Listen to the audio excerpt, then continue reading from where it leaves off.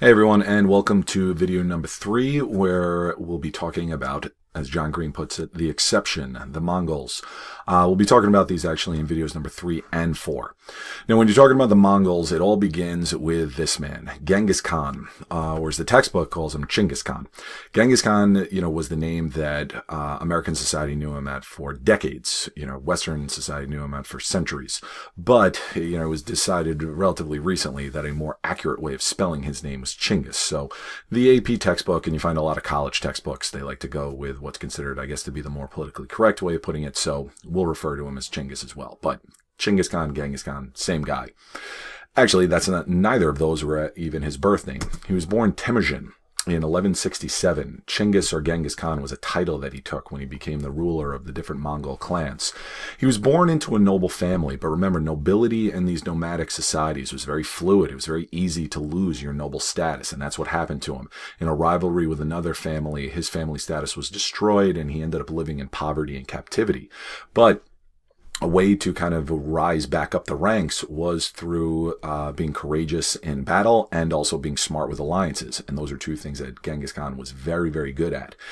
Making alliances with prominent clan leaders and defeating rivals. He was able to unite most of the prominent clans and was able to kind of assert himself as being the ruler over all of them. And so they recognized him as Chinggis Khan, or the universal ruler.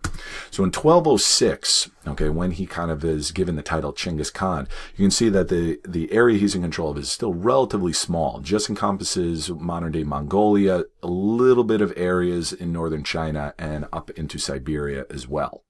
But very quickly, the Mongols would start to expand outwards. Now, what allowed them to do this?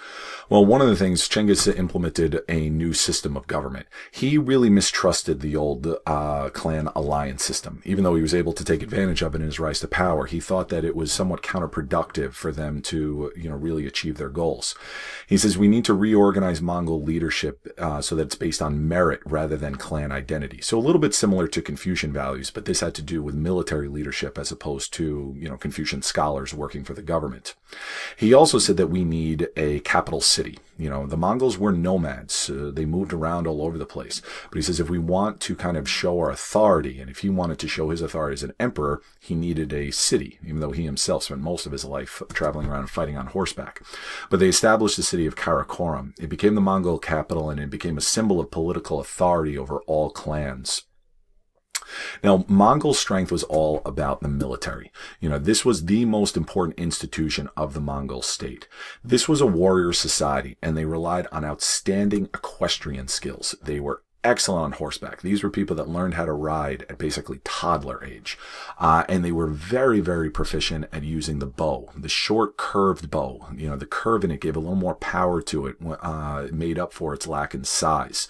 And they used smaller horses that they could kind of maneuver without using their hands. So it freed up their hands for firing the bow and arrow. And Chinggis in particular made use of numerous different tactics and strategies. And they would circle around and bait their enemies, and then circle around and flank them, and sometimes just ride them down with a heavy stampede. But in any event, they were very effective in this, and it really made them a feared fighting force throughout the known world at that time. They usually gave fair treatment to people who surrendered, but they could be exceptionally brutal if you resisted. If you decided to fight against it, you better win. And most people didn't win.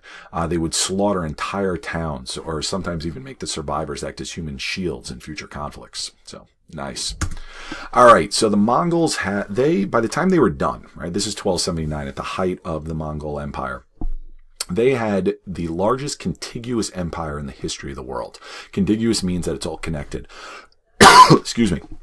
The British Empire in the late 18 and early 1900s was the largest of all time, but it was spread out all over the place. The Mongol Empire went from the Pacific all the way through the Middle East, Central Asia, and Eastern Europe.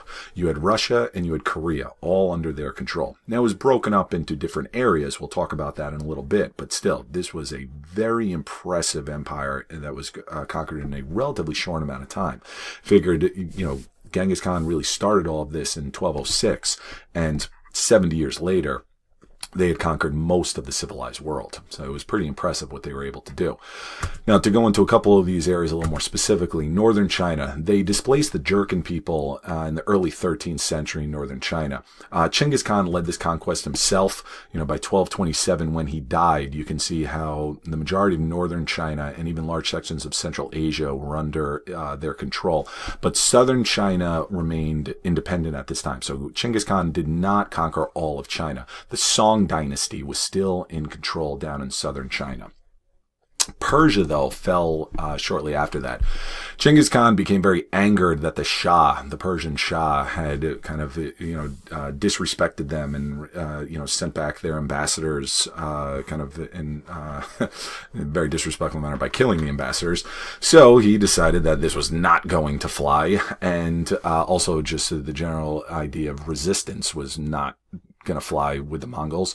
And so he ordered widespread destruction in Persia. Even though the conquest of it was completed again after his death, he ordered armies to go into what today would be Iran and Afghanistan.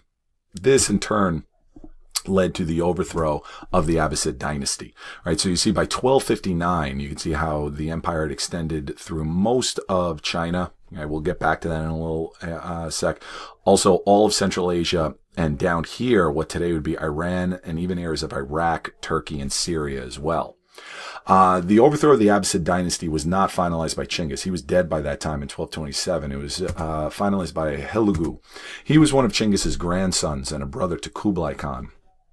The Mongols captured and destroyed Baghdad in 1258. They executed the caliph, very brutally executed, by rolling him up in a carpet and then stampeding their horses over him again and again. And they killed large numbers within the city. Some estimates think maybe as much as 200,000. This really ended Baghdad's prominence as being the center of Islamic civilization and never really recovered after that. And this led to the establishment of the Ilkhanate of Persia. See kind of a zoom in here of it. This blue area was directly controlled by the Ilkhanate. I'll show you guys on a map the 4 different regions of Mongol Empire, but the Ilkhanate was one of them. And, as you can see, areas in Afghanistan, all of Iran, large sections of Iraq, and even most of Turkey as well. They did not conquer any farther south. They were turned back by Islamic forces in Egypt. But what's important about it, the Mongol rule here was how they became assimilated into the conquered people. The Mongols didn't make the best governors. They were much better at conquering than ruling. So what they did was they kept the Persians in the top positions of government because they didn't really want to or have the talent for doing that. Eventually, the Mongols became more assimilated into Persian society, and by 1295, the Ilkhan Ghazan publicly converted to Islam, leading most Mongols to convert as well. So you saw a gradual kind of assimilation of Mongols into Islamic Persian society here. And one other area here is the Golden Horde. Okay, the Golden Horde, obviously colored in gold up here, encompassed most of Russia.